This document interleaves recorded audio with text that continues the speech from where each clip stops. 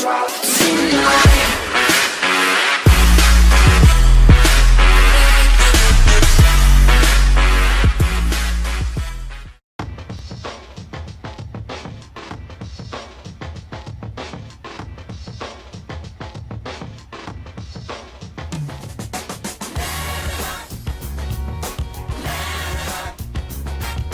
Alright, hi guys, this is Mr. Squiggly. And J Wheels. And we're going to give our first movie review tonight. Best movie of all time? LARRYBOY and the Fib from Outer Space. Oh yeah. The plan is to actually go through all three of the original movies. So, yeah, we're going to watch it right now and see you in a minute. Okay, we're back. I haven't seen that one in a very long time. Yeah, so this is a blast from the past for both of us. LARRYBOY and the Fib from Outer Space. Definitely worth your time. It's a good introduction to the LARRYBOY character, but it's disappointing in the end when there's no big action scene. It's like he tries and then he almost dies. So we start off, we have the kids coming out of the movie theater saying they watched this movie about this alien invasion. Invasion of the Cow Snatchers? I'd much rather watch LARRYBOY. But what I feel like is that sets a really good intro for the next scene, which is where the UFO watchers are actually seeing this thing from outer space. That sets a good intro for the whole sci-fi theme of the movie. Semi-sci-fi. So immediately after that we see LARRYBOY gets an alert on his thing, or the Larry signal is shown, he sees it and he's like, I got work to do, and accidentally knocking over Alfred in the process. Which was great. Which was very funny. I've seen it a bunch of times and it's still really funny every time. So LARRYBOY goes down and then it cuts to Junior's house the next morning. Yeah. Where this alien object has landed in his front yard. What I want to say is, what are the odds of this alien creature landing in the front yard of one of only 3 kids in the entire movie? Junior, Laura, and the Peas of all of the town of Bumbleberg lands in Junior's front yard. The living alien creature known as Fib, what are the odds? But he landed and he's like, this little hop into the house thing. He's like, hey, I see you have a problem. You accidentally broke your dad's plate. And then Junior's all like, oh no, I broke my dad's plate, what do I do? And then he's like, hey buddy, I got an idea. I love how the fact that, aside from when he thought it was his teddy bear talking, but I love that there's this strange ball with eyeballs that starts talking to him about lying to his dad. And he doesn't find this shocking at all. He's just like, oh, okay. What? He must have thought he was a blueberry. Yeah, at a quick glance, it's really what he looks like. Just very lumpy blueberry. So then after that, the lies get worse and worse. His singer has this little jingle that he sings and change the lyric each time. But every time it results in him extending this lie to being very, very bad. I really like the morals in these. They're very, very well rounded, and they introduce a new superhero in kids' lives, the one that's not a bad influence in a certain way. Like, well, toward the end, we got this giant Fib now on top of the water tower. Fib seems to be feeding off of the lie. He's like just absorbing the energy from it. But it really does symbolize what a real lie does in real life, because it doesn't matter how small it is. If it affects someone besides you yourself, like his initial lie involved Laura. So that involving someone outside of himself means it's going to grow. When the Fib is on the water tower and he says a big lie will swallow you whole, that's real life. It will just eat you and it'll become your life. And then we had LARRYBOY's great action scene. He's like, oh wait, you don't know how to beat this thing? Let me try and just jump out of the plane and attack him with my ears. I would say that's an amazing scene now. He goes in his rocket ship and he's flying above his head and he just goes, suction ears away! Pops the windshield, jumps out, and he just comes soaring out of the sky. You hear him like, ah! Yeah, it's like an Indian warcraft. Like, ah! Flying down at him. That was awesome. It was very awesome for a grand total of 10 seconds until he landed in Fib's outstretched palm and then was like captured and then almost eaten. I think that shows us his humanity though. Even though he is a cucumber, he is human and he is beatable. I think all these old VeggieTales really are funny. Like, all of them have some humor to them that the rest of them do not. Though, one thing that was a little disappointing for me was he really wasn't the hero in this. Really, in the end, if you think about it, it's Junior. Well, I would say that it's actually, it's Alfred.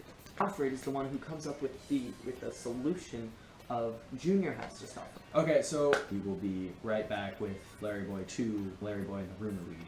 Yes, we will. So, we just watched the second Larry Boy. Larry Boy and the Rumor Weed. I'm just gonna say it right off the bat. I think this one is a million times better than the first one. Although the first one was a good intro to the character, this one is. I'm just gonna say it's much better. It's well-rounded. It has good animation. It has very, very in-depth plot. Even though this is a kids series, there's stuff that the kids will like oh yeah, Larry Boy. But then if you actually listen to some of the stuff they're saying, they're discussing the actual mechanics behind how the Rumor Weed it works. Well, I would say basically this Rumor Weed story has a dual plot kind of, because we have the issue of the rumor itself of Alfred being a dangerous robot, and then we also have the second conflict is physical, with the actual big gigantic weed that's growing under the city. It's gonna cause some serious physical problems. So I like how well they came together in the end, though, like Alfred running into the city, like Larry Boy's down there and he needs our help. None of them will listen to him because they all are absolutely convinced that he's a robot. And I hear that bad. But I will say, I think this one is a bigger step up from the first one as far as Larry Boy's role, because one, Larry Boy and Alfred are responsible for finding out what the rumor weed is, and two, because Larry Boy goes in himself and goes to the mother weed. He finds out what really is going on here. And then there's the fact that this time we actually have some science behind how we found out what this rumor weed was. Alfred is in the lab and he's like, put your ear next to it and I can get a genetic reading from it. And then we found out through this science that it doesn't photosynthesize, but it gets energy from these rumors. I feel like we have some science in how he figures this out. Yeah, really, in the end, if you think about it, the whole thing could have been avoided if Larry Boy had not knocked over the weed in the first place, because it went into a rumor and fell into the sewers. Where it got the sunglasses and the lipstick and the hair, I don't know.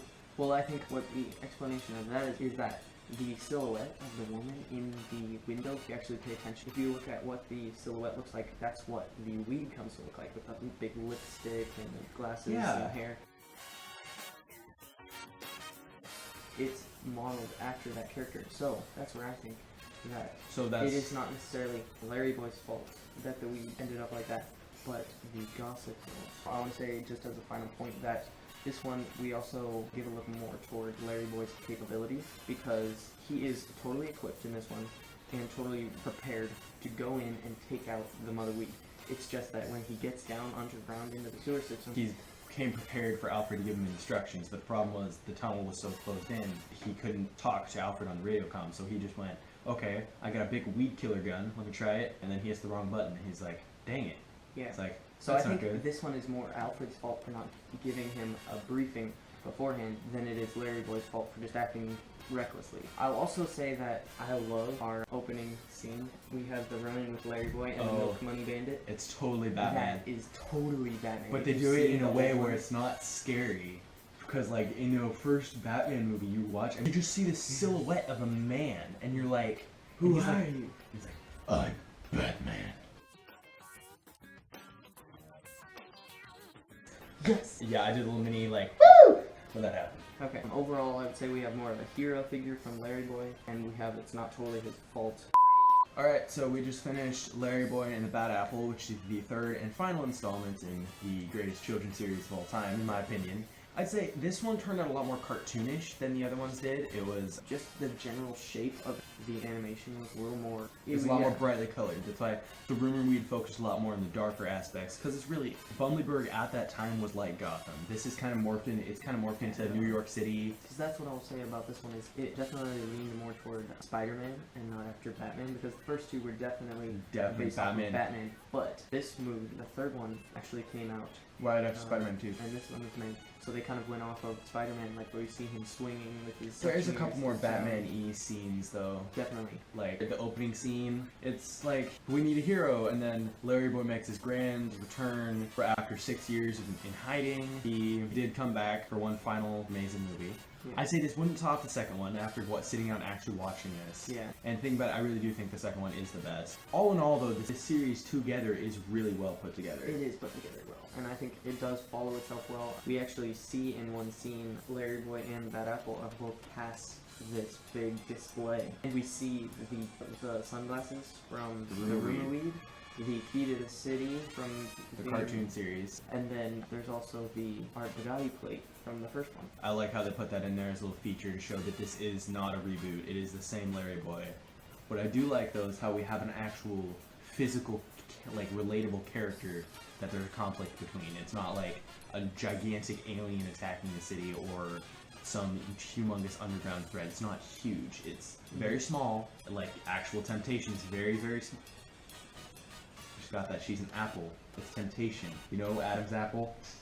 I just got that for the first time too. I just got that as I was saying apple it. is always used as the fruit that Adam and Eve were tempted with. So that I just realized. I really like how Alfred is doing this investigation and trying to find out the origin of Appley's Funhouse and the temptation behind that.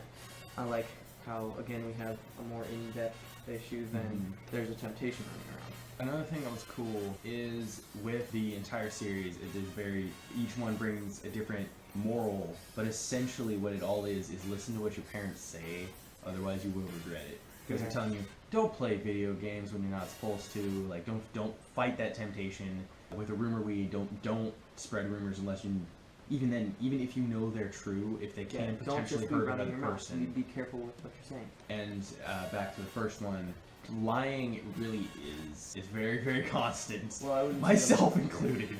I would say that these three things, temptation, rumor spreading, and lying, are three things that not only children, but people in general have struggled with. Three huge moral issues that need to be brought up and talked about. In the end, thing about this whole series all the way through, I think it's a really good series. I'm a little biased. I have grown up on this. I mean, definitely, we've both grown up on this series, so we may upplay it a little bit, but it's really good. Anyway, for right now, our personal favorite is LARRYBOY and the Rumor Weed, the second one. But feel free to comment and tell us which one is your favorite. And if you want, you can go ahead and email us at 2sgstudios and give us any requests you have for movie reviews. We're going to start doing this a lot more often. Yeah, definitely. And we hope to see you in another video soon. So, alright, see ya. Make sure you like and subscribe.